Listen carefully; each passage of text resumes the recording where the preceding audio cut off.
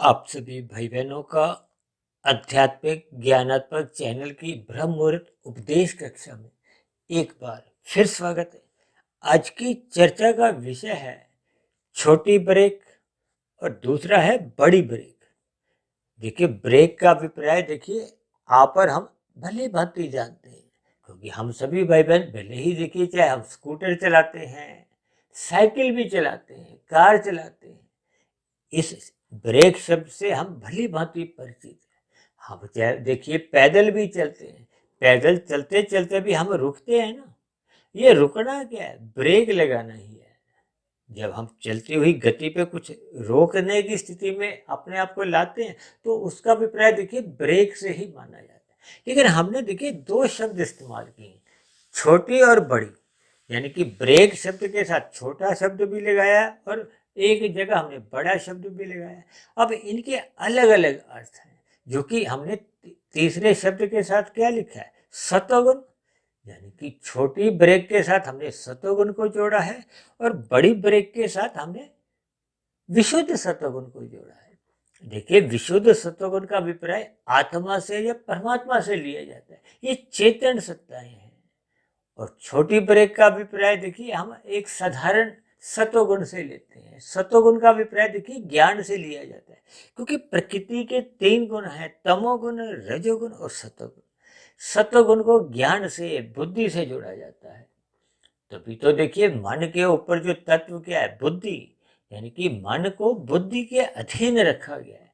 कहते हैं ना मन मर्जी। अक्सर मन मर्जी शब्द आपके हमारे जीवन में कई बार इस्तेमाल में होता है, लेकिन ऐसा शब्द तो कहीं नहीं सुना कि बुद्धि मर्जी। बुद्धि मर्जी कोई शब्द नहीं बोला जाता, मन मर्जी शब्द बोला जाता है कि मनुष्य को मन मर्जी से बचना चाहिए। अब बच्चे जब मन मर्जी करते हैं तो हम उनको सुधारने के लिए विभिन्न प्रकार की उन पर अंकुश लगाते हैं। ये अंकुश लगाना कहो, ब्रेक लगाना कहो, नियंत्रण पे लाना कहो, ये सब देखिए एक ही स्थिति है। गीता में तो भगवान श्री कृष्ण ने देखिए अर्जुन के रथ के जो 5 घोड़े हैं, क्योंकि 5 भोग्य विषय हैं। ये भोग्य विषय के गंध, रस, रूप, स्पर्श और शब्द। मनुष्य का सारा जीवन इन्हीं 5 भोग्य विषयों के इर्द गिर्द ही घूमता रहता है। इन्हीं भोग्य विषयों को अधिक से अधिक भोगना चाहता है। अब देखिए कलयुग में पिछले देखिए 10-15 वर्षों से तो एक 24/7 लिखा हुआ आपको स्लोगन हर जगह मिलता है। अक्सर मनुष्य इससे बहुत अधिक प्रभावित होता है। सातों दिन, चौबीसों घंटे मनुष्य विषय भोगों को भोगना चाहता है। पहले एक भोग भोगा, फिर दूसरा, फिर तीसरा, फिर चौथा, फिर पांचवा, फिर दूसरे का नंबर, कभी चौथे का नंबर। यानी कि मनुष्य बार बार इन विषय भोगों को भोगता रहता है और तब तक भोगता रहता है जब तक वो थकता नहीं है, उबता नहीं है। यानी कि जब जब वो विषय भोग उसको दुखी नहीं करते, तब तक वो देखिए उसका सुख लेता रहता है, रस पूर्वक उसको सुख वो लेने की उसकी इच्छा बनी रहती है। ये सभी स्थितियां देखिए आपके हमारे जीवन में व्यवहार का हिस्सा है, लेकिन मनुष्य इस पर कभी चिंतन नहीं करता। शास्त्रों में तो बार बार कहा गया, ये जो आपका हमारा स्थूल शरीर है, ये पृथ्वी, जल, अग्नि, वायु, आकाश का बना है। इसके बनने के पीछे की जो स्थिति है वो आपके हमारे भोग विषय है। भोग विषय ही ये गंध, रस, रूप, स्पर्श और शब्द, इनको सूक्ष्म भूत भी शास्त्रों में कहा गया। शास्त्रों में देखिए स्थूल शरीर के ये इंद्रियों के दोष भी कहा गया, इसको इंद्रिय दोष कहा गया, क्योंकि स्थूल शरीर का इन विषय भोगों के एक सजातीय संबंध है। ये सहज ही इनकी ओर प्रवृत्त होते हैं, इनको रोकना होता है। अक्सर देखिए आपने छोटे छोटे बच्चों को मिट्टी खाते हुए देखा होगा। अब बच्चों को तो मालूम नहीं है कि इस मिट्टी को खाने से उनके पेट का संतुलन बिगड़ेगा, कुछ रोग उत्पन्न होगी, लेकिन उनको मिट्टी खाना अच्छा लगता है। ये सभी स्थितियां माता पिता भली भांति जानते हैं। कोई छोटे छोटे बच्चे अक्सर कोई भी चीज देखते हैं तो उसको मुंह में डाल देते हैं। अब मुंह में डालना उनकी एक स्वभाव है, ये इंद्रिय दोष है। लेकिन इन सभी स्थितियों पर हमें ज्ञानपूर्वक चिंतन करना होता है। इसलिए तो कहा जाता है कि स्थूल शरीर तो देखिए ये तामसी है, तामस को देखिए एक निकृष्टता से जोड़ा जाता है, जबकि आपका हमारा सूक्ष्म शरीर में तमोगुण भी है, रजोगुण की स्थितियां भी हैं और सतोगुण की भी स्थिति। और एक आपका हमारा है कार्यशील। हालांकि कार्यशील का देखिए प्रत्यक्ष रूप से आपके हमारे जीवन में कोई प्रत्यक्ष स्थितियां नहीं बनी, वो तो एक कारण है। कारण का अभिप्राय क्या है कि वो स्थूल शरीर के जो कार्य को एक वेग देता है। कहते हैं ना, मनुष्य के मरने के बाद की कैसी कैसी स्थितियां, यानी किस जोनि में जन्म होगा, ये निर्भर करता है आपके कारण शरीर में क्या क्या कर्मों की स्थितियां हैं, कैसे कैसे संस्कारों की स्थिति है। अब मुझे ध्यान आ रहा है, तकरीबन 3 वर्ष पहले हमने एक वीडियो तैयार किया था मनुष्य के मरने के बाद का अगला जन्म। वो लगभग देखिए 3 घंटे के आसपास का वीडियो था। अक्सर मनुष्य ने उस वीडियो को क्रमबद्ध तरीके से आरंभ से लेके अंत तक सुना नहीं, थोड़ा थोड़ा थोड़ा आज सुना, थोड़ा कल सुना, जब एक ही बार में थोड़ा थोड़ा बीच में से सुन के अंत में उसको समाप्त कर दिया। ये सभी स्थितियां आपके हमारे जीवन में देखिए एक व्यवहार का हिस्सा है। मनुष्य परमात्मा को महत्व नहीं देता। आज हमने देखिए बड़ी ब्रेक के साथ क्या शब्द जोड़ा है, विशुद्ध सत्वगुण, यानी कि आत्मा परमात्मा। हालांकि आज हमारा ये विशुद्ध सत्वगुण का अभिप्राय परमात्मा से ही है। जैसे हम घरों में कहते हैं ना, शुद्ध घी विशुद्ध घी, एक ही बात है। शुद्ध घी का मतलब क्या, उसमें किसी भी प्रकार की कोई अन्य वनस्पति का योगदान नहीं होता, वो शुद्ध होता है। सभी मनुष्य चाहते हैं कि हम शुद्ध घी खाएं, लेकिन हम शुद्ध यानी विशुद्ध परमात्मा से जुड़ते नहीं। मनुष्य जोनि को देखिए कर्म जोनि कहा गया है, साधना जोनि कहा गया है।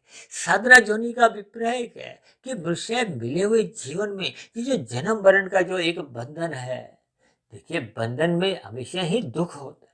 कोई भी मनुष्य बंधना नहीं चाहता, कोई भी मनुष्य चाहता नहीं है कि ये बार बार उसका ये जन्म हो। अब कोई मनुष्य चाहता है कि मरने के बाद फिर उसको मनुष्य जोनि में भी आना पड़े। अब नीचे की जोनियों की तो और भी विपरीत स्थिति है, वो तो दुखमय जोनि है, तामसी जोनि है। अब किसी मनुष्य को आज कहो कि कल तेरी मृत्यु होगी, फिर तू दोबारा माता के गर्भ में जाएगा, 9 माह 9 दिन के लिए तुझे माता के पेट में रहना होगा, फिर तेरा जन्म होगा, फिर तू दोबारा से प्ले स्कूल में जाएगा, नर्सरी कक्षा में जाएगा। ये सभी स्थितियां देखिए एक साधारण स्तर पर जब मनुष्य को इसका बोध होता है तो वो थोड़ा उसको अच्छा नहीं लगता। ये सभी स्थितियां पर जब हम ज्ञान पूर्वक चिंतन करते हैं, यदि हम इस पर ज्ञान पूर्वक चिंतन नहीं करते तो फिर मिला हुआ जो जीवन है या यूं ही देखिए बचपन अवस्था बीतता है, यूं ही युवा अवस्था, प्रौढ़ अवस्था, वृद्धावस्था, और हम मृत्यु को प्राप्त हो जाते हैं। यानी कि हम मिले हुए जीवन के उद्देश्य को हम समझते नहीं है, मिले हुए जीवन के महत्व को हम समझते नहीं, क्योंकि 84 लाख प्रकार की जोनियों में 80 लाख प्रकार की जोनियां नीचे की तामसी जोनी है, दंडमय जोनी है, जिसमें देखिए ये वनस्पति। अब वनस्पति ही देखिए 20 लाख तरह के हैं, 9 लाख तरह के समुद्रीय जीव हैं, जल के जीव हैं, 11 लाख तरह के कीड़े मकोड़े, कीट पतंगे, मच्छर हैं, और 10 लाख तरह के देखिए पक्षी हैं, 30 लाख तरह के जानवर हैं, पशु हैं। एक शब्द आता है ना, पशु वृत्तियां, अक्सर हमारी उस पर देखिए चर्चाएं होती हैं कि मनुष्य को पशु वृत्तियों से ऊपर उठते हुए सत्संग करना चाहिए। और ये मनुष्य जोनि को देखिए कर्म जोनि, साधना जोनि इसलिए तो कहा गया ताकि हम मिले हुए जीवन में अपने कर्मों में सुधार लाएं। यदि मनुष्य देखिए अपने कर्मों में ही सुधार नहीं लाता, यानी कि अपने मिले हुए जीवन में पाप कर्म भी करता रहता है, तो फिर ऐसी स्थिति विशेष में उसकी साधना तो आरंभ ही नहीं होती। क्योंकि 3 गुण है, तमोगुण, रजोगुण और सतोगुण। इन तीनों गुणों में देखिए तमोगुण से 10 गुना अच्छा रजोगुण कहा गया है, रजोगुण से 10 गुना अच्छा सतोगुण कहा गया है। और इसी सूत्र को पकड़ते हुए मैं सतोगुण को विशुद्ध सतोगुण से भी अच्छा कहता हूँ। इसलिए तो आज हमने देखी छोटी ब्रेक बड़ी ब्रेक लिखा है, यानी कि सतोगुण से विशुद्ध सतोगुण और अधिक अच्छा है। कहते हैं ना, जब छोटी ब्रेक काम नहीं करती तो आप बड़ी ब्रेक लगाते हैं। अक्सर देखिए जब हम स्कूटर चलाते थे, आजकल तो देखिए स्कूटर में वो एक सामान्य ब्रेक होती है, पहले एक आगे की ब्रेक होती थी, एक पीछे की सामान्य ब्रेक, तो उसको छोटी बड़ी ब्रेक आप समझ सकते। देखिए शब्दों के भावार्थ हमें पकड़ने होते हैं। कभी कभी मनुष्य देखिए शब्दों को पकड़ के ही वहीं उलझ जाता है, अटक जाता है, फिर भटक जाता है। ऐसी स्थितियों में देखिए बार बार शास्त्रों में कहा गया है कि तमोगुण से 10 गुना अच्छा रजोगुण है। इसका अभिप्राय क्या है कि तमोगुण में देखिए हम छीना झपटी करके, चोरी डकैती, अनीतिगत कार्य करके हम प्रकृति के भोगों को भोगते हैं, यानी कि हम उस पर श्रम नहीं करते। रजोगुण में रहते हुए विधि विधान द्वारा धर्मानुसार जो आपको मैं शास्त्रों में कहा गया ये आप कर्म करते हो तो इसका आप फल भोग सकते हो, यानी कि प्रकृति के भोगों को भोगने के लिए मनाही नहीं है, लेकिन उसके लिए पहले हमें कर्म करना होता है। कहते हैं ना कर्म फल सिद्धांत, कर्म पहले फल बाद में। यदि मनुष्य पहले फल चाहता है, पहले फल किसका चाहेगा? जिसने किसी और ने कर्म किया। अब दूसरे के किए गए कर्म को यदि हम अपना फल समझकर खाते हैं तो फिर तो वो निषेध कर्म है, चोरी है, डकैती है, जिसको शास्त्रों में देखिए निषेध कहा गया, पाप कर्म कहा गया। जिनको करने से मना किया है वो पाप कर्म है, जिनको करने की एक छूट है, अनुमति है, वो राजसी और सात्विक पुण्य कर्म है। राजसी पुण्य कर्म देखिए साधारण पुण्य कर्म होते हैं, इसलिए तो कहा गया रजोगुण तमोगुण से 10 गुना अच्छा है। यानी कि आप छीना झपटी करने की बजाय खुद मेहनत करो, भले ही खुद खाओ, दूसरे को मत दो, आप खाओ, लेकिन धर्मानुसार कमाओ। तो ये रजोगुण की स्थिति है। और यदि आप सतोगुण में रहते हो, आप मेहनत करते हो, मेहनत करते हुए आप फल प्राप्ति करते हो और पहले उस फल को देखिए दूसरों को खिलाते हो, परोपकार के कार्य करते हो, चाहे वो मनुष्य हो, चाहे वो प्रकृति के पक्षी हो, पशु हो। शास्त्रों में तो देखिए धर्म के प्रचार के लिए भी हम जो एक परोपकार के कार्य करते हैं, धन भी देते हैं, हम समय भी लगाते हैं, ये भी एक सात्विक कर्म माने है। रजोगुण से सतोगुण इसलिए तो अच्छा कहा गया कि जब जब हम पुण्य कर्म करते हैं, ये विशेष प्रकार के पुण्य कर्म है, ये रजोगुणी पुण्य कर्म से और अच्छे माने जाते हैं। और इससे भी अच्छे कौन से हैं? वो निष्काम कर्म है, जिसको भगवान श्री कृष्ण में गीता में कर्म योग का नाम दिया। अर्जुन को जो ज्ञान उपदेश दिया वो कर्म योग का दिया है। आपको हमें बार बार कहा गया कि निष्काम भाव से कर्म करो, फल की इच्छा मत करो। तो ये निष्काम भाव से कर्म है, यानी कि कर्म तो हम कर रहे हैं, योग परमात्मा से। योग का अभिप्राय आत्मा का परमात्मा से जब एक सम्मुखता होती है, उस स्थिति विशेष को ही योग कहा जाता है। और जब जब आपके हमारी देखिए प्रकृति के विषय भोगों पे नजर होती है, भोगते हैं, तो वो योग ना रह के भोग बन जाता है। अब भोग से तो देखिए रोग उत्पन्न होते ही हैं। यदि रोग नहीं भी उत्पन्न होता तो आपका हमारा जो जीवन है वो आपका हमारा स्थूल शरीर की आयु घटती है। आप जैसे जैसे भोग को भोगते रहते हैं तो एक स्थिति आती है कि जब आपका हमारा युवावस्था से प्रौढ़ अवस्था आती है, प्रौढ़ अवस्था के बाद भोगते भोगते आपका हमारा स्थूल शरीर ही इन विषय भोगों को भोगते भोगते स्वयं ही क्षीण होता जाता है। आपकी हमारी भोग्य इंद्रियां कमजोर होने लगती हैं, शिथिल होने लगती हैं। अब वृद्धावस्था में तो ऐसी स्थितियां भी आती हैं कि सामने पदार्थ रखे हैं, उन पदार्थों को तोड़कर हम अपने मुंह में डालने की भी स्थिति में नहीं होती। ये सभी स्थितियां आप और हम अक्सर अस्पतालों में देखते हैं कि मुंह में नली लगी हुई है, किसके लिए? कि तरल पदार्थ आपके पेट में जाए। कभी कभी तो मल मूत्र त्यागने के लिए भी नली लगी होती है। देखिए इन सभी स्थितियों पर हमें ज्ञानपूर्वक समझना होगा। मिले हुए जीवन में ये जो सतोगुण और विशुद्ध सतोगुण की स्थितियों को जो मैंने आज ब्रेक के साथ संबोधित करके समझाया, इनको हमें समझना होगा। यदि आपके हमारे वाहन में देखिए ब्रेक कमजोर हो या सही सही काम नहीं करती हो तो हम उस वाहन को चलाना पसंद नहीं करते। क्यों? क्योंकि उसमें फिर वो दुर्घटनाएं होंगी। दुर्घटनाओं में क्या होता है? आपको में दुख होता है, चोट लगती है। कोई भी मनुष्य दुर्घटनाग्रस्त होना नहीं चाहता, लेकिन हम अपने मिले हुए जीवन में देखिए बिना ब्रेक के ही अपने जीवन को चलाते हैं। ये जीवन भी तो आपका हमारा देखिए एक साधन है। शास्त्रों में इसको देखिए साधन इसलिए कहा गया। भगवान श्री कृष्ण ने तो इसको देखिए रथ का नाम देकर और भी अधिक इसको महत्व दिया। और उसी रथ के 5 घोड़े दिखाए। वो घोड़े क्या है? ये 5 भोग्य विषय। जब जब मनुष्य देखिए अधोगति की स्थितियों में जाता है, किस लिए? इन विषय भोगों को जब अमर्यादित ढंग से भोगता है। कहते हैं इन 5 घोड़ों की लगाम परमात्मा ने अपने हाथ में रखी। यही एक उपदेश दिया है कि हमें परमात्मा की सम्मुखता रखनी चाहिए। भगवान श्री कृष्ण ने उन घोड़ों की लगाम को अपने हाथ में रखा है। या मन को बुद्धि के हाथ में रखो, बुद्धि सात्विक रखो, गुरु की आज्ञा में रहो, शास्त्रों का अध्ययन करो। शास्त्रों में जैसे जैसे कहा गया वही वही स्थितियों में हमें संलग्न होना चाहिए। अब शास्त्रों में तो देखिए आहार, मैथुन, निद्रा, भय ये पशु वृत्तियां कही गई।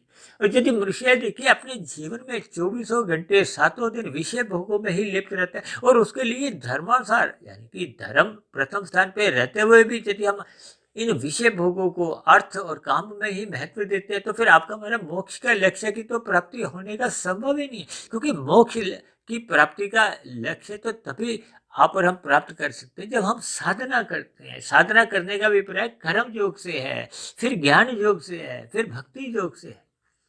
इन सभी स्थितियों पर हमें विचार करना होगा। अपने विषय भोगों को, जो आपके हमारे 5 घोड़े हैं, इनको नियंत्रण में लेना होगा।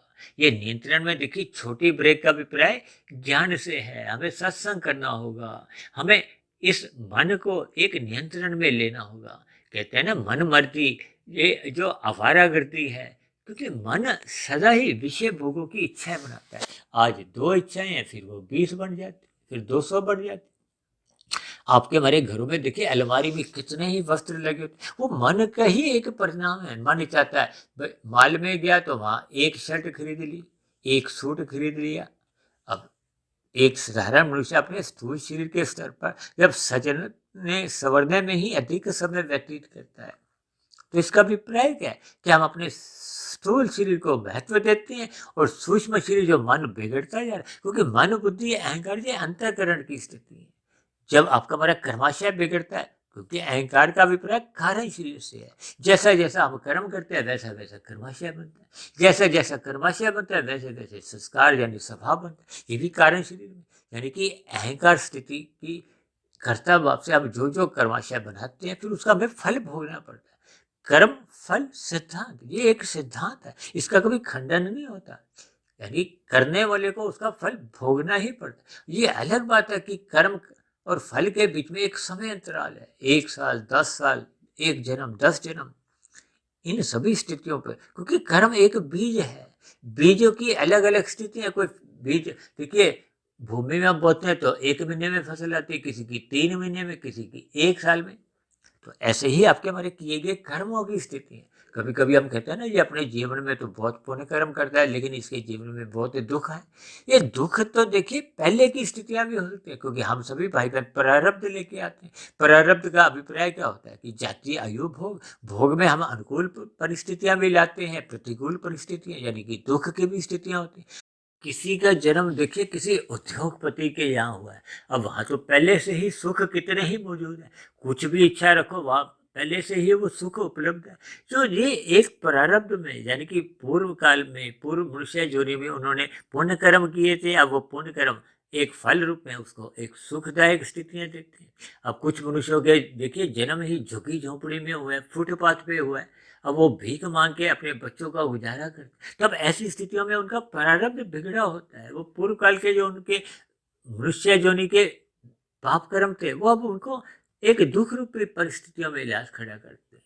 देखिए, इन सभी स्थितियों को हमें ज्ञानपूर्वक समझना होता है। हालांकि मनुष्य योनि का तो महत्व बहुत अधिक कहा गया, क्योंकि मनुष्य योनि तो तभी मिलती है जब संचित कर्मों में पाप और पुण्य कर्मों की तुल्यता होती है। ये अलग स्थिति है। देखिए, वो फुटपाथ पे जन्म लेने वाला और जो राजा महाराजा के यहाँ जन्म लेने वाला, इन दोनों के कारण शरीर में देखिए 50-50% कम से कम पाप पुण्य कर्मों की स्थितियां तो रही होंगी, लेकिन प्रारब्ध अलग अलग है। प्रारब्ध का अभिप्राय जो भाग्य में जो इस जीवन विशेष के लिए उनको मिला है, सुख और दुख, उनमें स्थितियां अलग अलग होती हैं। इन सभी स्थितियों पर हमें देखिए विचार करना होगा। देखिए, भूतकाल की जो स्थितियां, उनको तो मनुष्य नए पुरुषार्थ द्वारा कुछ कमजोर कर सकता है, लेकिन वर्तमान मिले हुए जीवन में जो हमारा आपका वर्तमान समय है, उस मिले हुए जीवन में आपको हमारे कर्मों में सुधार लाना होगा। कर्मों में सुधार लाते लाते हमें कर्म योग में स्थित होना होगा, ताकि हमारी साधना आरंभ हो। ये स्थितियां तभी बन पाती हैं जब मनुष्य अपने मिले हुए जीवन में सत्संग करता है, यानी कि हम मिले हुए जीवन में विषय भोगों में लिप्त नहीं रहते, अपने स्थूल शरीर को इन विषय भोगों की गलियों में खुली छूट नहीं देते। क्योंकि जब जब स्थूल शरीर के स्तर पर हम मन द्वारा स्वीकृति दे देते हैं, क्योंकि स्थूल शरीर की जो एक कर्मेंद्रिय है या ज्ञानेन्द्रिय है, उनका तो देखिए इन विषय भोगों की ओर एक फिसलन होती है। फिसलन का अभिप्राय रुचि बनी रहती है, क्योंकि वो उन्हीं का ही एक परिणाम है। लेकिन मन बुद्धि ये सात्विक मानेगी, इनको ज्ञान होता है कि ये विषय भोग अंतोगत्वा आपके हमारे पतन का कारण बनते हैं। अब देखिए, स्वाद स्वाद में कभी कभी हम गरिष्ठ भोजन अधिक खा देते हैं, अब पेट को, जीभिया को तो देखिए अलग अलग स्थिति है। जीभिया को अच्छा लगता है लेकिन जीभिया को तो ज्ञान नहीं है। अब पेट में अंदर की जो एक स्थिति है वो बिगड़ने लगती है, वो रोग को उत्पन्न करती है। ये ज्ञान सतोगुण में रह के होता है। सतोगुण में रहने पे ही आपकी हमारी बुद्धि मन को समझाती है कि स्वाद स्वाद में आप अधिक रसगुल्ले मत खाओ, यानी विषय भोगों को अमर्यादित ढंग से भोगने की मनाही करती है। अब मन यदि विषय भोगों के साथ ही लिप्त हो जाता है तो फिर बुद्धि भी यदि उसको खुली छूट देती, देखिए बुद्धि सात्विक होती है, राजसी होती है और तामसी होती है। जब मनुष्य छल कपट ठगी हेरा फेरी करता तो उसकी बुद्धि तामसी होती है। जब जब मनुष्य विषय भोगों में अधिक रुचि लेता है, उसके लिए व्यवसाय को अधिक बड़े स्तर पर फैलाता है, तो वो राजसी बुद्धि होती है। जब जब हम परमात्मा के कार्यों में रुचि लेते हैं, परमात्मा को जानने के लिए हम अपने बुद्धि को लगाते हैं, तो फिर वो आपकी बड़ी सात्विक बुद्धि बनती है। सात्विक बुद्धि में देखिए विवेक शक्ति जागती है। विवेक शक्ति जगने से परमात्मा का ज्ञान विज्ञान, ये जो स्थूल शरीर, सूक्ष्म शरीर, कार्य शरीर का आपसे क्या संबंध है, ये प्रकृति के तमोगुण, रजोगुण और सतोगुण का क्या क्या संबंध है, ये प्रकृति का, माया का जो ज्ञान विज्ञान है, ये आपको हमें समझ में आने लगते हैं। शास्त्रों का जो एक ज्ञान की स्थिति है वो आपको हमें विवेक शक्ति जगने पे ही समझ में आती है। अपने मिले हुए जीवन का महत्व समझ में आने लगता है। मनुष्य फिर ब्रह्म मुहूर्त में उठने लगता है। ये सभी स्थितियां जब मनुष्य के जीवन में एक सतोगुण के स्तर पर एक बनने लगती हैं तो फिर परमात्मा की ओर सहज ही उसका रुझान कहो, झुकाव कहो, प्रीति जगने लगती है। ये प्रीति का जगना क्या है? विशुद्ध सतोगुण के प्रति ये योग की स्थिति है। जब आपका हमारा सतोगुण की पात्रता मजबूत होती है, ये सतोगुण एक नींव के समान है। जब तक नींव तैयार नहीं होती तो उसके ऊपर जो एक इमारत है, इमारत का अभिप्राय क्या है कि हमने साधना करनी है। यदि नींव हमने बनाई नहीं या कमजोर है, इसीलिए कहा जाता है ना कि श्रद्धा पूर्वक सत्संग करो। श्रद्धा पूर्वक सत्संग तभी होता है जब मनुष्य सात्विक बुद्धि में अपनी स्थिति बनाता है। यदि राजसी बुद्धि होती है, आज सत्संग होते हुए देखिए जगह जगह दिखाई देती है, उनकी राजसी बुद्धि होती है, उनकी विषय भोगों में रुचि होती है, वो सत्संग में बैठे हुए दिखाई देते हैं। उनकी विषय भोगों में रुचि का अभिप्राय कि उनकी राजसी बुद्धि होती है, विषय भोगों में उनकी अधिक रुचि होती है। शास्त्रों में तो 4 प्रकार के जो भक्त हैं, आर्त अर्थार्थी, ये आर्त भक्त तो देखिए एक तामसी भक्त भी कह सकते हो, क्योंकि जब जब जीवन में दुख आते हैं तो सहज ही हम परमात्मा को याद करते हैं।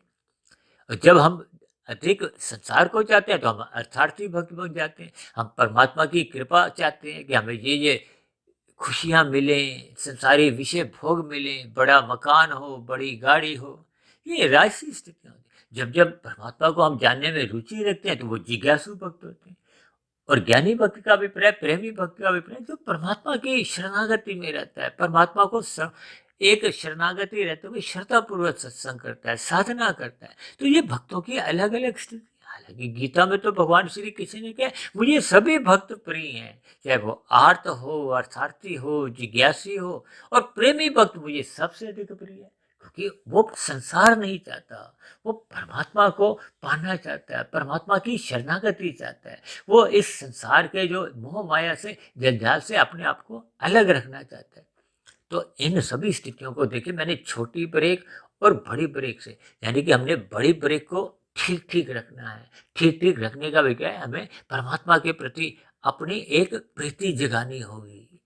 और ये तभी बनती है जब आपकी हमारी छोटी ब्रेक, यानी कि आपका हमारा सतोगुण एक सही स्थिति में आए। इसको आप नींव भी कह सकते हो, यानी कि जब जब आपकी हमारी सात्विक स्थिति मजबूत होने लगती है। सात्विक स्थिति कब मजबूत होती है? जब हम श्रद्धापूर्वक सत्संग करते हैं, ब्रह्म मुहूर्त में उठने लगते हैं, साधना करने की आपकी हमारी स्थितियां मजबूत होने लगती है। तो ये एक नींव की एक मजबूती है। आज जितनी भी ऊंची ऊंची इमारतें बनती हैं उनकी नींव बहुत अधिक मजबूत होती है। यानी कि जो जो मनुष्य देखिए परमात्मा को पाना चाहते हैं उनको अपनी सात्विक स्थिति मजबूत करनी होती है। सात्विक स्थिति मजबूत बनती है ब्रह्म मुहूर्त में उठने से, शास्त्रों का अध्ययन करने से, स्वाध्याय करने से।